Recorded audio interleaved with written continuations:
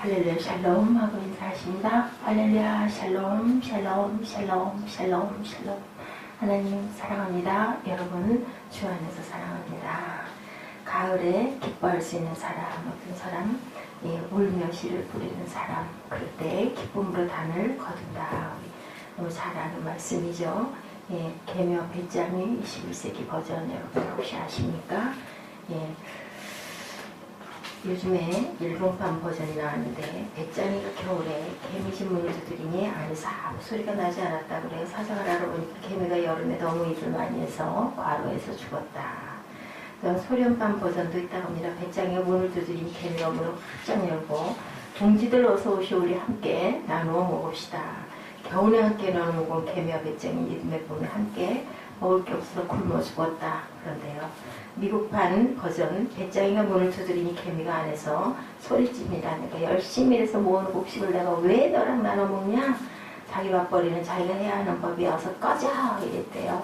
배짱이 너무 슬퍼서 집에 들어와서 목 놓아서 울다가 노래를 부르다가 음반 기획사가 그만 그 노래를 듣고 지나가다가 음반을 내줘서 대박이 터져가지고 돈방석에 앉게 되었다.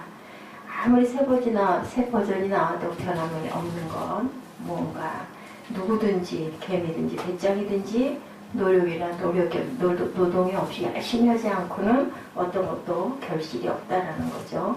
요즘에 그 K-POP 가수들 보죠. 우리 꼬마 가수들도 보면 엄청나게 노력하잖아요. 정말 피눈물이 나게 노력을 해서 그걸 또 기뻐하면서 거기에 어떤 귀한 결실들 거두는 것을 보고 참 귀한 기원을 얻습니다. 아이들이 그걸 보면서 그 앞에 나와가지고 화려한 무대에 등단하는 그게 아니라 정말 그렇게 열심히 노력하는 거, 생활도 보여주고 또 거기에 또 그 심사평도 듣고 하면서 뭔가 조금 깨달은 게 있었으면 뭐 가수가 되라는 것이 아니라 무엇을 하든지 자기가 할 수 있는 어떤 기쁜 일을 하면 얼마나 좋을까. 그런 요즘엔 아이들 졸업을 할 때 보니까 개개인마다 특징들이 하나씩은 다 있잖아요. 아무리 공부를 못하는 아이도. 그래서 꼭 그 상을 하나씩 주더라고요. 보니까 물어봤더니 오죽하면 뭐 사무엘은 만화나 뭐 이런 이름 자체가 그렇더라고요. 그런데 저는 그 만화 이름을 모르겠는데 애니메이션 어떠한 그것들을 잘하는데 거기에서 특별한 어떤 여러 곳에다가 도입하는 그런 거를 아주 너무너무 센스있게 잘하고 봉사를 잘한다 그래가지고 상을 어저께 상장을 받은 것을 제가 보고 물어봤더니 그러더라고요. 각자에게 다 뭐 독서, 미술, 발표하는 거 이런 것들을 해가지고 하나씩 그렇게 상을 준다고. 왜 그러겠어요? 열심히 잘하라고 북돋아주는 거죠. 어떻게 전에는 우리 때는 잘하는 아이들, 특별히 잘하는 아이들 1, 2, 3등 이런 식으로 주는데 요즘에는 전부 다 상장을 하나씩 준다라고 하더라고요. 시편 116편의 가장 중요한 구절 3절에 나타나 있죠. 기쁘도다 하고 고백합니다. 문나라 가운데 말하며 야훼께서 그들을 위하여 큰 일을 행하셨도다. 왜요? 바벨론 포로에서 돌아오게 하는 역사를 자기 나라 민족도 아니고 전혀 상관없는 파샤 왕을 통해 가지고 돌아올 수 있는 마음을 주어서 너희 나라에 가가지고 잘 살아라 이렇게 됐죠. 자, 3절을 중심축으로 1, 2절은 과거, 역사적 과거, 그리고 4절에서 6절은 미래의 기대를 얘기하고 6절에서 끝이 납니다. 미래에 눈물을 흘리며 씨를 뿌리는 자는 기쁨으로 반드시 거둔다라는 거죠. 울며 씨를 애쓰고 수고하고 노력해서 씨를 뿌리는 자에게는 그 곡식의 단을 기쁘게 가지고 돌아올 것이다. 과거에는 그죠? 야훼께서 시온의 포로를 돌려보내실 때 우리는 꿈꾸는 것 같았다. 얼마나 기뻤냐는 기쁨을 경험을 했어요. 그때 우리 입에는 웃음이 가득하고 우리 혀에는 찬양이 찼었다. 그런데 문나라 모든 사람들이 그들을 위하여 정말 하나님은 큰 일을 행하셨다라고 그렇게 했는데 결국은 내가 그 모든 기쁨도 내가 경험했지만 우리가 울면서 오늘은 씨를 뿌려서 미래에는 그것을 기쁨으로 분명히 거둘 것을 믿는다라는 아주 희망적인 그러한 시입니다. 우리가 기뻐할 수 있는 사람들 어떻게 가을에 울며 씨 뿌리는 자들이 미래에는 기쁨으로 단을 거둔다. 우리가 미래에 기뻐하기 위해서는 오늘 우리가 배짱이처럼 열심히 일을 해야 되지 않겠느냐. 눈물을 흘리며 씨를 뿌리는 자는 기쁨으로 단을 거두리로다. 해방된 이스라엘 민족이 그들의 본향 시온의 땅으로 돌아오고 있을 때 민족의 지도자들은 각각 다른 비전을 가지고 돌아오고 있었죠.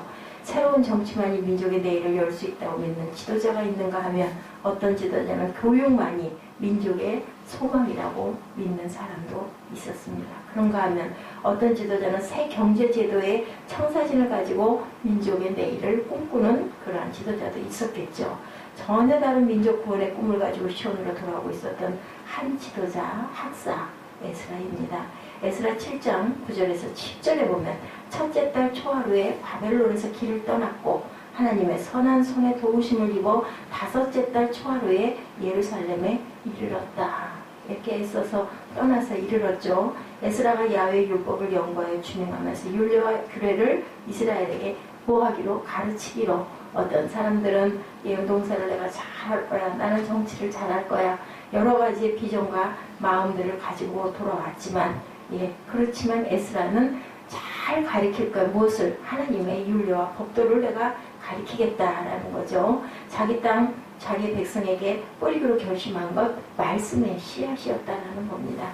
보면 시편 126편이 에스라가 많이 애송한 시편이었을 것이다 라고 우리는 확실하게 알 수 있는 건 없습니다. 우리 후대들이 생각할 때는 아마 그랬을 것이다 인 거죠. 여러 가지 정황으로 봐서 에스라는 실제로 말씀을 가르쳐서 그가 활동하는 당시 이스라엘에서는 밝은 미래가 있었다고 합니다. 학사 에스라의 말씀을 듣고 사람들이 모여 회개하고 하나님의 은총과 긍휼을 간절히 구했을 것이다. 오늘날에도 학사 에스라처럼 하나님의 말씀의 씨를 뿌려서 백성들을 회개로 인도하는 종이 절실히 필요하다. 뉴스에 대해서 특별히 되고 뉴스가 떠들썩한 사건이 났다고 그래요. 그게 어제 밝혀졌다라는 겁니다. 목회를 하고 있는 목사 부부가 아빠가 아들을 5시간 동안을 때려가지고 죽이고 그리고 나서 방 가운데다가 놔두고 향을 몇십 개를 펴가지고 향초를 피웠다고 그러죠.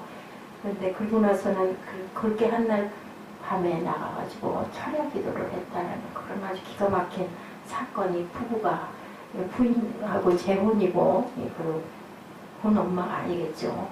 이 얘기를 들어보니 아이가 부활하라고 향초를 피웠다라는 그런 이야기를 했다고 참 얼마나 또 기독교 더군다나 목회자들에 대한 총칼들이 달겨들었을까 하는 생각을 했습니다. 얼마나 사람이 악한가. 시편 119편 우리 묵상해봤죠. 말씀이 축복이고 말씀이 거룩이고 말씀이 삶의 길이고 말씀이 고난 중에 위로이고 말씀이 지혜고 명철이고 소망이다. 그래서 말씀을 가르쳐야 하는데 말씀을 가르치는 사람들이 그만 사단에게 먹여가지고 자기 합리화를 하는 거죠. 자녀를 그렇게 5시간 동안을 불탈을 하고 그리고는 또 그것도 회개가 없이 그렇게 감추고 방치하고 거의 한 달 만인가 몇 달 만에 밝혀졌다고 합니다. 신약에도 변함없이 말씀만이 인간을 거듭나게 하고 인간을 구원하고 인간을 변화시킬 수 있다. 아무리 말씀을 읽고 아무리 말씀을 묵상한다고 아무리 설교를 잘한다고 해도 아주 교회도 번듯하게 서 있는 그런 사람들이라고 하는데 사람이다 보면 안 된다는 거죠. 말씀을 통해서 내가 바뀌고 정말 조금씩이라도 마음의 방향이 우리가 하나님의 모습을 닮아가려고 하는 그러한 우리들이 되어야 된다는 겁니다. 요한복음 6장 63절의 말씀을 우리가 기도해야 되겠죠. 살리는 것은 뭐예요? 영이에요. 하나님의 영이 우리에게 임해야 된다. 지식으로 이론으로 알고 사람들에게 그대로 전달만 하고 그냥 나는 그대로 있어서는 안 된다. 우리 안에도 악한 그 씨들이 많이 있습니다. 그것들을 말씀으로 걷어낼 줄 알아야 되죠. 말씀의 씨를 주어하는 사람들에게 뿌리면 그들이 거듭나고 이 말씀을 믿음이 연약한 자들에게 뿌리면 온전하고 성숙한 튼튼한 자들로 설 것이라는 겁니다. 미래의 결실을 하려면 지금 우리의 마음밭에 말씀의 씨를 때를 얻든지 못 얻든지 열심히 뿌려야 된다. 씨가 있어야 결실을 하게 되듯이 말씀을 받아서 묵상하고 붙들고 기도하면 그 받은 말씀대로 이루어진다는 것. 근데 그 씨는 어떻게 울며 뿌려야 된다는 것. 씨 뿌리는 과정이 결코 어떻다고요? 순탄하지만 않다. 이스라엘 백성들이 그렇게 그리워하던 고국으로 그래도 우리 민족을 찾아야자고 갔지만 현실은 얼마나 그저 황량했겠습니까? 얼마나 벌어져 있는 일들이 기가 막혔겠습니까? 그것을 도대체 이걸 어떻게 해야 되나 깜깜했을 것 같아요. 그들은 울면서 씨를 뿌렸을 거예요. 그냥 좋아서 울룰랄라 기쁘게 다리 뻗고 잘 자고 잘 먹고 잘 놀고 하면서 그냥 성전을 재건한 게 아니라는 거죠. 그리고 고생하고 눈물을 흘렸더니 마침내 수확은 기쁨으로 보상을 받을 수 있는 언약이 있었다. 눈물을 흘리며 씨를 뿌리는 자는 기쁨으로 거두리로다. 그래서 더욱 말씀에 파종자들에게는 눈물을 흘릴 각오가 필요하다라는 겁니다. 예수님도 씨 뿌리는 자에 비유해서 그 씨를 사단이 빼앗고 훔칠 것을 경고하고 계셨죠. 환난과 박해로 말씀을 받는 자들을 넘어지게 할 것을 경고하셨습니다. 세상의 염려와 재물의 유혹으로 말씀의 결실을 방해할 것을 말씀하셨죠. 사단은 누구보다 그 말씀의 능력을 잘 알고 있기 때문에 더더욱 말씀은 눈물을 흘려서라도 우리가 뿌려져야 된다. 어디에? 제일 먼저 내 마음밭에 뿌려져야 되겠죠. 그리고 깨닫고 다시 거듭나는 역사들이 있어야 된다. 우리 중에 어떤 이는 전도사역을 통해서 어떤 이는 교육 목장의 목자로, 우리 중에 어떤 이는 장년 목장의 목자로 말씀의 씨를 뿌리는 사역을 모두 다 감당해야 된다. 어떤 사역의 마당도 쉽지는 않죠. 모두가 눈물의 기도를 해야 되고 필요하다. 아픔의 눈물을 흘려야 할 때 반드시 기억할 것, 눈물 없이 거듭의 기쁨은 전혀 없다라는 거죠. 어떤 사역의 마당도 쉽지는 않다라는 겁니다. 십자가를 지시기 전날 밤 예수님이 그린 히브리서 기자는 그가 고통과 눈물로 기도하셨다. 그죠? 어떻게 해요? 땀방울이 핏방울이 되도록 그렇게 기도했다. 갈등도 있었죠. 이 난을 내게 피할 수 있으면 이 잔을 피해 주십시오 하고도 기도했습니다. 그리고 다시 무엇으로 어떤 말씀으로 하나님 미리 땅에 떠나서 죽어야 귀한 결실이 맺혀진다. 죽지 않으면 그렇지 못하다라는 거죠. 요한복음 12장 24절 너무 잘 아시는 말씀이죠. 죽으면 많은 열매를 맺느니라. 그 많은 열매의 추수 비전이 예수님의 십자가의 눈물과 고통을 기쁨으로 견디게 하신 것이다. 주님께서도 그러셨다는 것. 심지어 하물며 우리는 어떻겠느냐. 그래서 눈물은 필요한 것이고 추수를 기다리며 씨를 뿌려야 된다. 바라볼 줄 알고 울면서 우리는 씨를 뿌려야 된다. 126편 6절에도 우리가 오늘 본문에도 그렇게 표현되어 있습니다. 그 표현이 선명할수록 우리는 기도하며 잘 기다릴 수가 있다. 4절 그 희망을 노래하죠. 야외 우리 포로를 남방 시내들같이 돌려보내주소서. 아직 오지 못한 사람들, 오지 않고 있는, 왜냐하면 다 거의 다 2세대들이기 때문에 가기 싫은 거예요. 나는 그냥 여기서 편안하게 살았으면, 이런 마음들이 있는 사람들이 너무 많았다. 그래서 1차, 2차, 3차 포로 교환들이 계속 이루어지고 있었습니다. 이런 가을의 비전을 바라보면서 여름의 마지막 더위를 견디고 씨를 뿌린 사람들만이 라이너 마리아 릴케 유명하신 가을날을 공감하는 읊조림이 될 수 있었다. 주여 때가 되었나이다. 여름은 참으로 위대했습니다. 당신의 그림자를 해시기 위해 놓으시고 벌판에는 바람을 풀어 주시옵소서. 뜨거운 그 여름에 가을 바람을 주시옵소서. 마지막 열매들의 결실을 명하시고 그리고 보다 따뜻한 이틀만 더 허락하시옵소서. 그것들은 익음으로 재촉하시고 강한 포도주의 마지막 감미를 불어 넣으시옵소서. 바울 사도도 같은 바람을 가르치죠. 우리가 선을 행하되 낙심하지 말지니 포기하지 아니하면 때가 이르면 거두리라. 갈라디아서 6장 9절입니다. 그 위대한 인생의 가을 추수기를 준비하는 마지막 위대한 인생 여름의 시간들, 그리고 우리들 추수를 바라볼 줄 아는 그러한 저희들 되시기를 주님의 이름으로 축복합니다. 기도하시겠습니다.